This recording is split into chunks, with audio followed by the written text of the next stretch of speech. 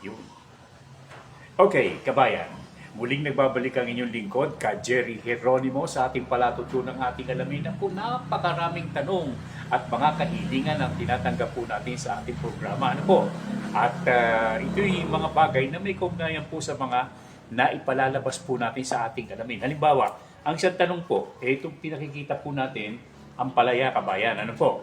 Ang unang tanong, ka Jerry, saan pwedeng makakuha ng mga mahuhusay na uri po ng ampalaya?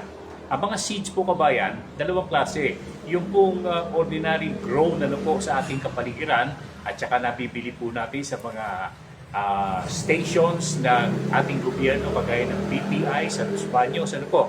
At saka yung tinatawag po nating, kung tawagin po natin ay mga hybrid seeds. Yung hybrid, kabayan, sabi po ng mga dalubhasa natin, ano po, ang hybrid, kapag ka itinanong mo, hindi mo makukunan ng buto. Pero yung mga ordinaryo na mga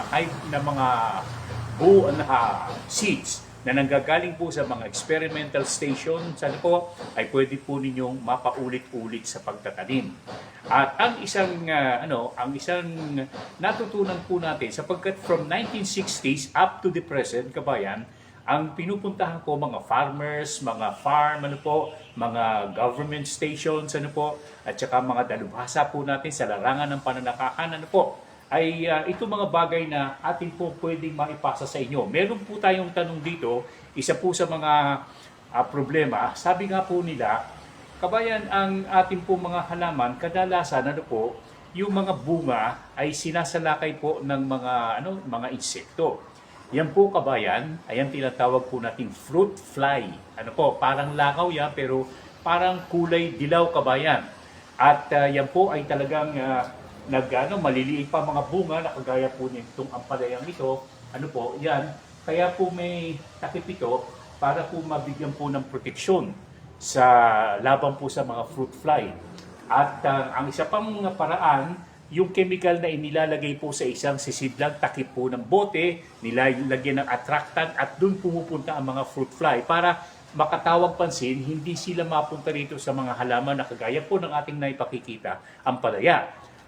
At ang isang paraan po, kabayan, ito pong tinatawag po nating pagbabaging, pagsusupot, kabayan. Kaya kagaya niya, ligtas na. Yung iba maliliit pa, pero ito po medyo malaki-laki na. Native grown po ito, kabayan.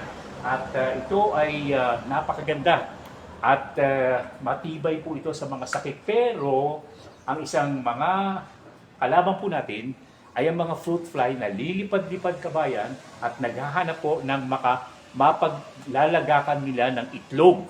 At isa po sa mga napaglalagakan ng itlog ay ang ampalaya. Ang mga pipino, ang pakwan, mangga, lalo na mangga, kabayan, lalo na mangga, talagang inaatake yan. Pag bukas niyo yung mangga, mga sira na po ang loob. Yan dahilan po sa fruit fly. At yan po, kabayan, ay nabibigyan po ng proteksyon na kagaya po ng ating ipinakikita. Nakita po ninyo, may bag na po ito. Ang nilagay ko, nylon. At yung iba naman, papel, kabayan. At sa ganitong uri po ng halaman, mabibigyan po ninyo sila ng proteksyon hanggang sa ito po ay inyong anihin at inyong mapakinabangan.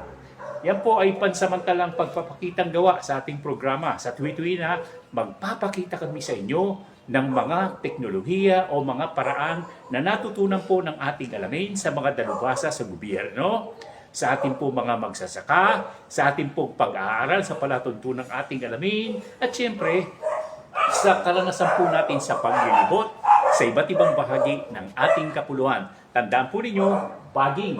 Ang isa po, bagging, B-A-G-G-I-N-G.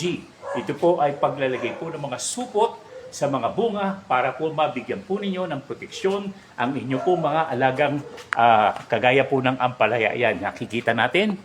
Yan, nakita po ninyo. Okay ba yan? Nakikita, no? Yan po, kabayan ko, ay atin po may paliliwanag sa ating palatuntunan, ating alamin.